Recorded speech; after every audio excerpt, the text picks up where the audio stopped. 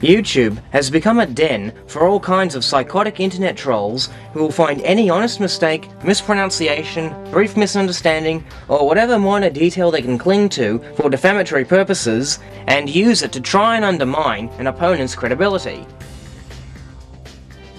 One such individual is FractalDimensions, or at least that's what he used to be called.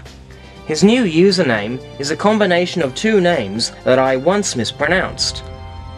And his studio name even echoes the repeated false accusation that I can't do basic math over a simple, honest oversight that I made regarding how Sony Vegas recognizes the velocity of slow-motion files. Anyways, in forums, he has repeatedly accused me of claiming that silicon dioxide is a gas. I have never made any such claim in my videos. His accusation apparently stems from this video in which I use this diagram of silicon dioxide. He points out that this is not how it should look. He's right. Let me explain how I arrived at this error. During Moonfaker Exhibit D, I explain how oxygen atoms combine with other atoms to form an oxide, such as the oxides the Apollo rock samples are composed of.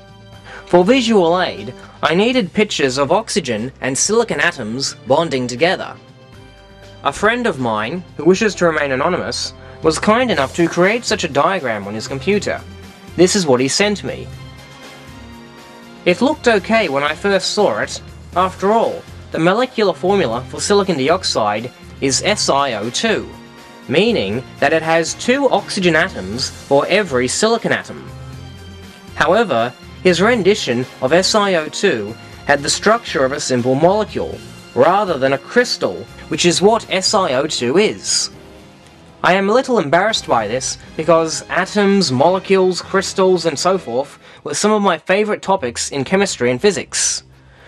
I got in touch with my friend who created this diagram, who had this to say: SiO2 isn't like I drew it. I should have remembered it's a crystalline compound, not a standalone molecule. Sorry about that. Still, I guess he would have found some other minor thing to pick on. So, who's to blame here? Well, we are both at fault.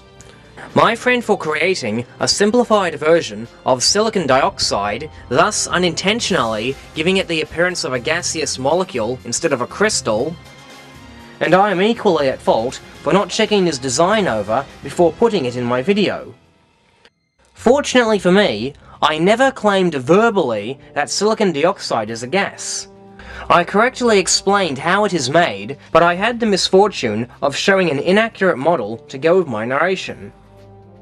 I honestly shouldn't even bother with this video, but because FractalDimensions' video on the subject will no doubt soon become the epicenter of all anti-Jarrah White videos, I feel as though I have to address it.